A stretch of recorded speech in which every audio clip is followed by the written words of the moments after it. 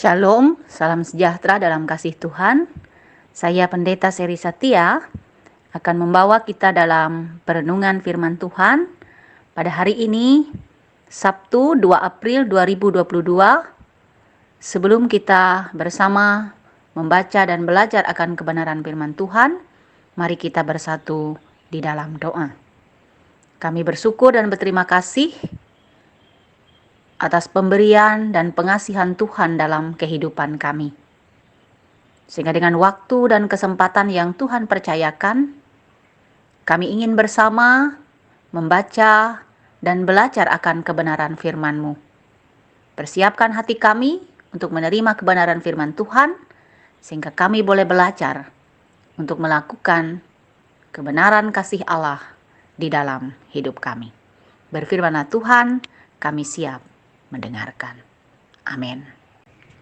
Injil Yohanes pasal yang ke-11, ayat yang ke-45 hingga yang ke-57. Demikian firman Tuhan, persepakatan untuk membunuh Yesus. Banyak di antara orang-orang Yahudi yang datang melawat Maria dan yang menyaksikan sendiri apa yang telah dibuat Yesus, percaya kepadanya. Tetapi ada yang pergi kepada orang-orang Farisi dan menceritakan kepada mereka apa yang telah dibuat Yesus itu. Lalu imam-imam kepala dan orang-orang Farisi memanggil mahkamah agama untuk berkumpul, dan mereka berkata, "Apakah yang harus kita buat? Sebab orang itu membuat banyak mujizat. Apabila kita biarkan dia, maka semua orang akan percaya kepadanya, dan orang-orang Roma akan datang dan akan merampas tempat suci kita serta bangsa kita." Tetapi seorang di antara mereka, yaitu Kayapas, imam besar pada tahun itu, berkata kepada mereka, "Kamu tidak tahu apa-apa, dan kamu tidak insaf bahwa lebih berguna bagimu jika satu orang mati untuk bangsa kita daripada seluruh bangsa kita ini binasa." Hal itu dikatakannya bukan dari dirinya sendiri, tetapi sebagai imam besar pada tahun itu, ia bernubuat bahwa Yesus akan mati untuk bangsa itu. Dan bukan untuk bangsa itu saja, tetapi juga untuk mengumpulkan dan mempersatukan anak-anak Allah yang tercerai-berai. Mulai dari hari itu, mereka sepakat untuk membunuh dia. Karena itu, Yesus tidak tampil lagi di muka umum di antara orang-orang Yahudi. Ia berangkat dari situ ke daerah dekat padang gurun, ke sebuah kota yang bernama Efraim. Dan di situ ia tinggal bersama-sama murid-muridnya. Pada waktu itu hari raya Paskah, orang Yahudi sudah dekat. Dan banyak orang dari negeri itu berangkat ke Yerusalem untuk menyucikan diri sebelum Paskah itu. Mereka mencari Yesus, dan sambil berdiri di dalam bait Allah, mereka berkata seorang kepada yang lain, "Bagaimana mendapatkanmu? Akan datang jugakah ia ke pesta?" Sementara itu, imam-imam kepala dan orang-orang Farisi telah memberikan perintah supaya setiap orang yang tahu di mana dia berada memberitahukannya agar mereka dapat menangkap dia. Amin. Saudaraku yang terkasih, para imam dan orang-orang Farisi dengan alasan untuk mempertahankan tempat suci orang Yahudi, mereka melakukan hal-hal yang jahat dengan segala cara untuk mencapai tujuan mereka, yaitu menangkap dan membunuh Yesus. Tetapi itulah jalan yang harus ditempuh oleh Yesus. Ayat 50 mengatakan, lebih berguna bagimu jika satu orang mati untuk bangsa kita daripada seluruh bangsa kita ini binasa. Nas ini menegaskan kepada kita bahwa kematian Yesus adalah satu-satunya jalan untuk keselamatan bagi semua orang. Saudaraku, pada minggu-minggu ini adalah minggu-minggu sengsara bagi kita. Dan mengingatkan kita bahwa penderitaan dan kematian Yesus adalah untuk kebaikan manusia.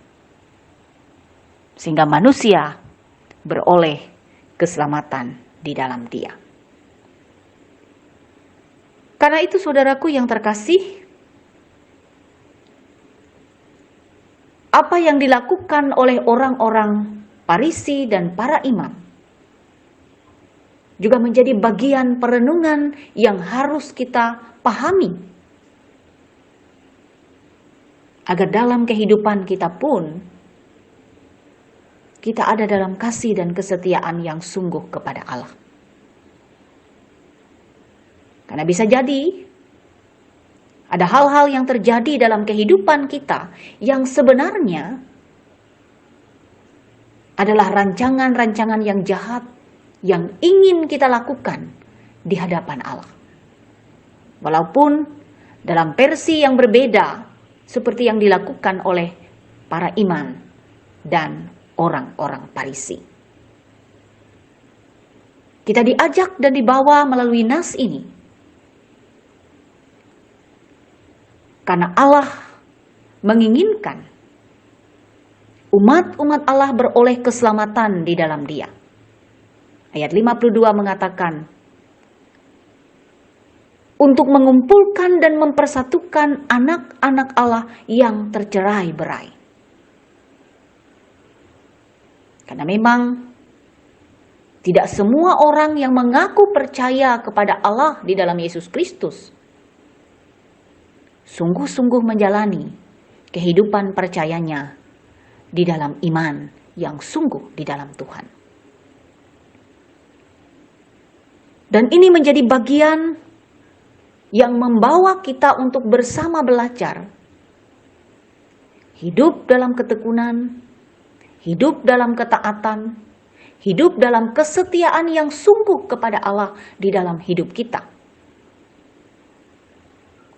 Karena ketika kita tidak setia dan taat kepada Allah, hal itu tentunya menyakitkan hati Allah. Saudaraku yang terkasih, dalam kehidupan kita sebagai orang yang percaya di dalam Tuhan, inilah bagian yang dipercayakan oleh Allah. Sehingga ketekunan itu mendatangkan iman yang sungguh di dalam Tuhan.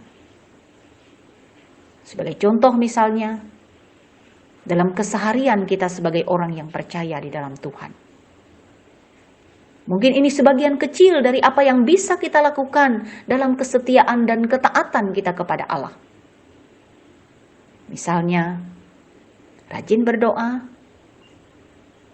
rajin buka firman Tuhan,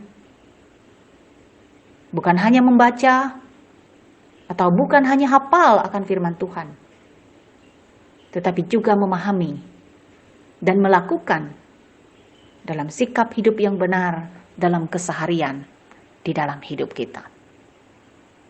Itu menjadi bagian yang dipercayakan oleh Allah untuk kita lakukan dan kerjakan sebagai orang yang percaya di dalam Tuhan. Allah menginginkan kita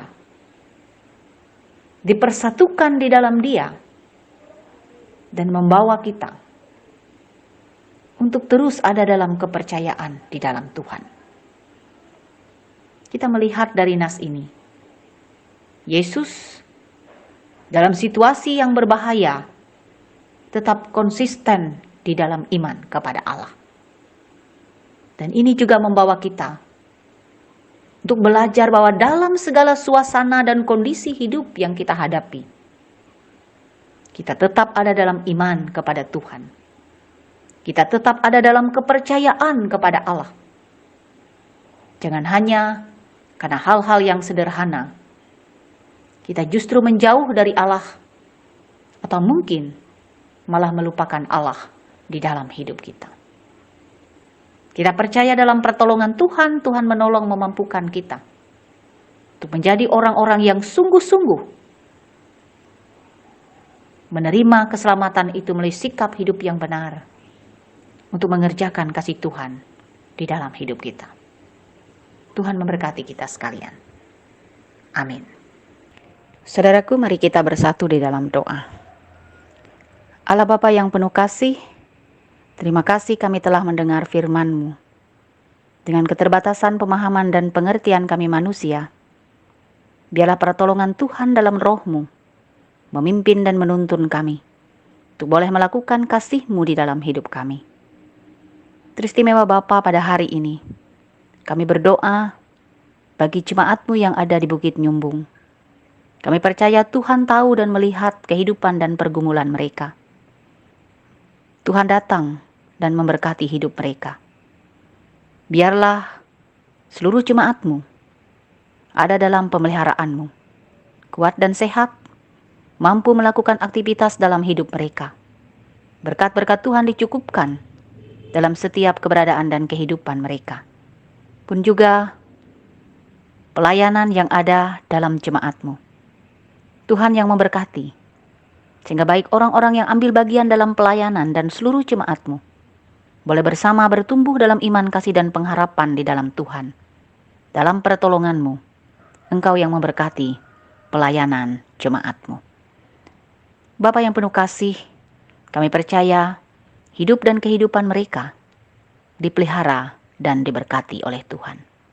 Dalam Yesus kami berdoa, sebagaimana Engkau mengajarkan kami. Bapa kami yang ada di surga, dikuduskanlah nama-Mu. Datanglah kerajaan-Mu, jadilah kehendak-Mu di bumi seperti di surga. Berikanlah kami pada hari ini makanan kami yang secukupnya, dan ampunilah kami akan kesalahan kami, seperti kami juga mengampuni orang yang bersalah kepada kami. Dan janganlah bawa kami ke dalam pencobaan, tapi lepaskanlah kami daripada yang jahat, karena Engkau yang mempunyai kerajaan, kuasa, dan kemuliaan sampai selama-lamanya. Amin. Tuhan memberkati engkau dan melindungi engkau. Tuhan menyinari engkau dengan wajah-Nya dan memberi engkau kasih karunia. Tuhan menghadapkan wajah-Nya kepadamu dan memberi engkau damai sejahtera. Amin.